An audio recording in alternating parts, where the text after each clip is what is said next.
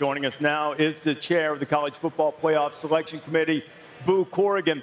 Boo, the committee's protocols gives the committee the opportunity to select a team regardless of whether it's won conference championships and some of the other criteria, if the team is deemed unequivocally better.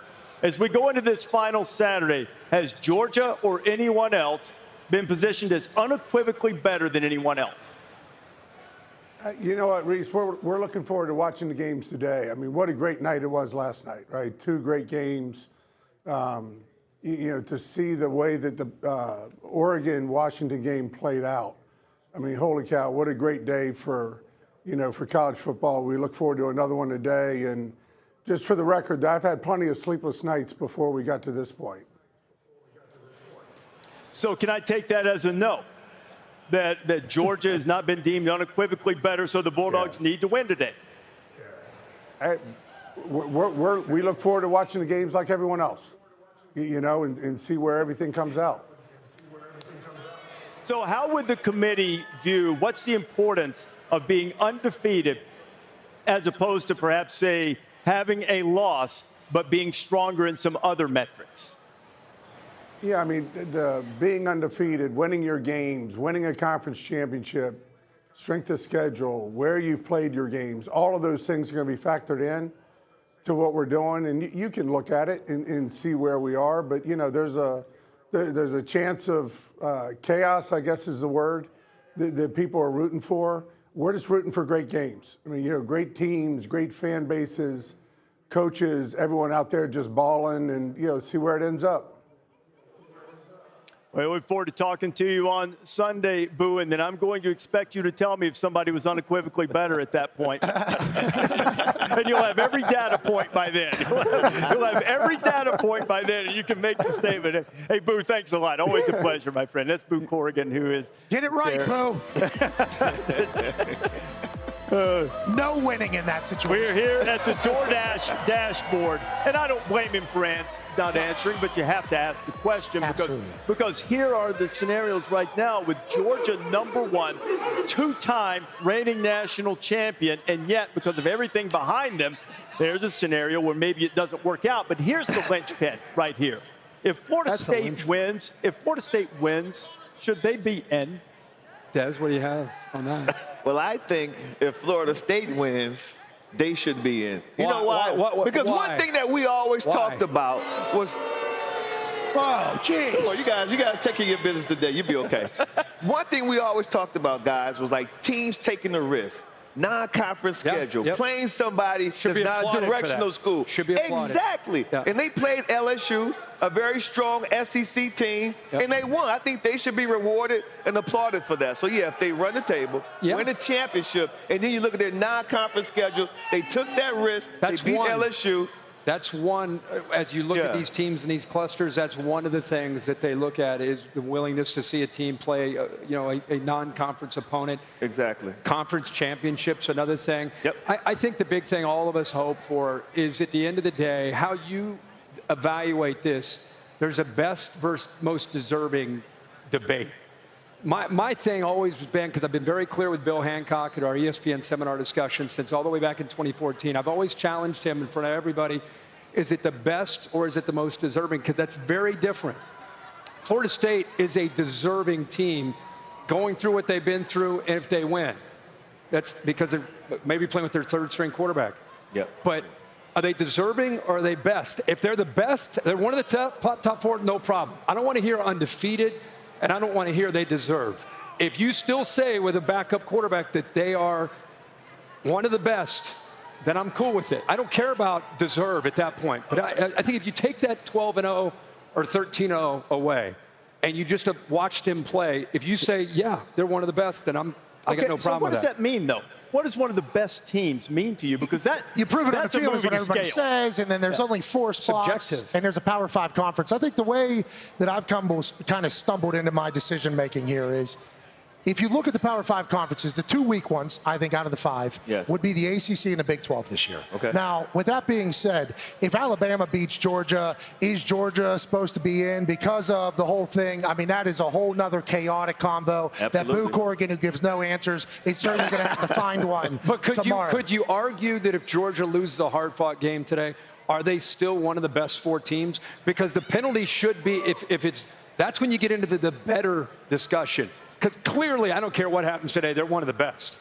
Correct. But are they going to be punished for not being a conference champion? Two things going back to Florida State. I think the timing is incredible that they're going to be the last team, right? Everybody's going to have their resumes in. And I think it's fair to say we're still evaluating Florida State. It's a major deal with their quarterback. Yeah. Now, they still have the right to prove whether or not they're the 4 best teams. Agree. So that, just like Ohio State exactly. in 2014. They had that wow factor. Everybody thought they were out of it. They could still do it. Cardale Jones put 59 on Wisconsin, and it was a different story. Well, that's what I think. I don't think they have to put 59 on, but the one thing that Florida State fans who don't like hearing this, they need to acknowledge, it's in the criteria. The selection committee is told that they evaluate players or coaches who won't be there. And the other thing about the ACC, SEC, the ACC's had a lot of success against the SEC this year. They sure have. Now, rivalry weekend, Georgia Tech didn't and Louisville didn't, which might weigh to some, but they overall have had some success. Commissioner of the SEC is Greg Sankey. Always a pleasure to have Greg with us as he does the walk-on onto the stage here. And Greg, you've been instrumental in the not only creation of this playoff, but the expansion to the 12-team playoff. As you look at this right now, and we talk about the possibility if Alabama were to upset Georgia, SEC being left out, what would be your response to that? That's not the real world of college football.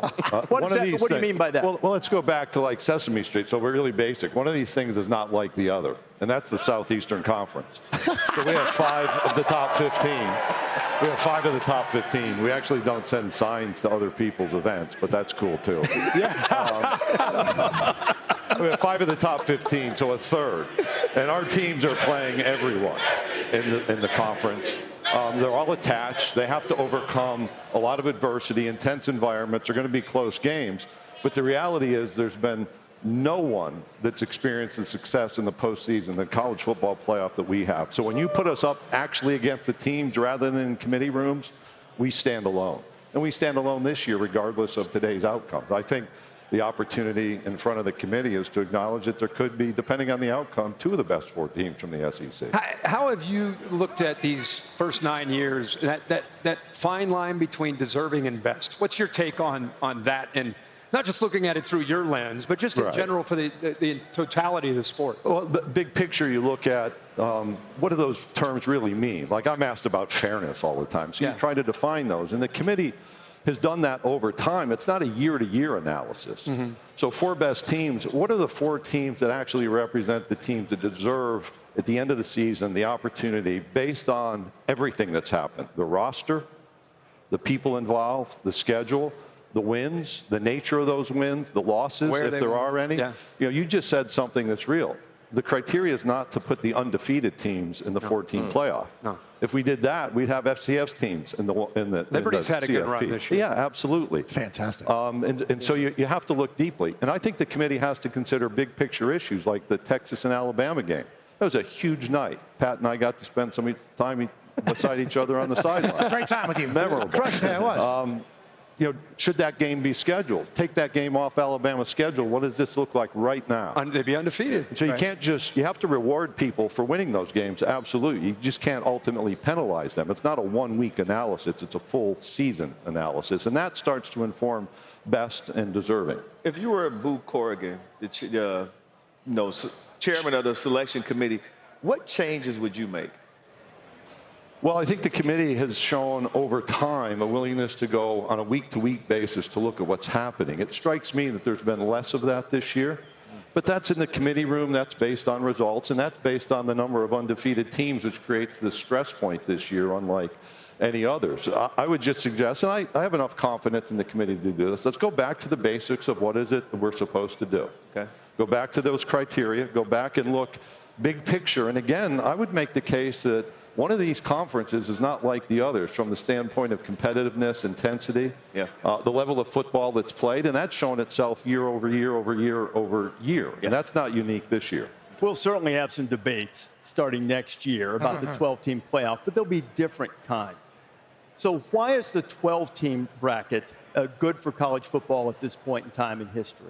You know, look at the opportunity for a program like Missouri to access the national championship bracket. I think that's enormously important. I'd love to see Lane Kiffin in Columbus, Ohio in just a couple of weeks. That would be a ball. And I guarantee you he's going to tweet about it or text me about saying it. Just the fact that you said his name.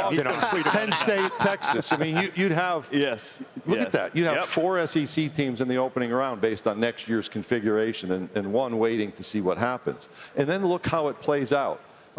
That's excitement for college football. And what you miss is all of the teams that went through November hoping to access that 12-team schedule. I think that's part of what's missed. You know, when we went from 2 to 4, you affected the regular season. And there's all this talk about, well, it's going to change the regular season. Sure, changes reality. But when I've talked to football players in our league and in others, you want the opportunity to play for the national championship, especially when you get to the end of the season and things are going well. I'm going to ask you one more quick question because this championship game, in my judgment, is unlike any other in the country. The event that it becomes. But once we get to 12, what is the rationale for continuing with 12 and continuing with the conference championship as opposed to, say, expanding to 16 and making this weekend the first round of the playoff? Well, go to those quarterfinals. That's part of the answer. So those are conference champions. And part of the debate you've had over time, and I do pay attention, is where do conference champions fit in this mix? So it's very clearly defined. You have to determine a conference champion.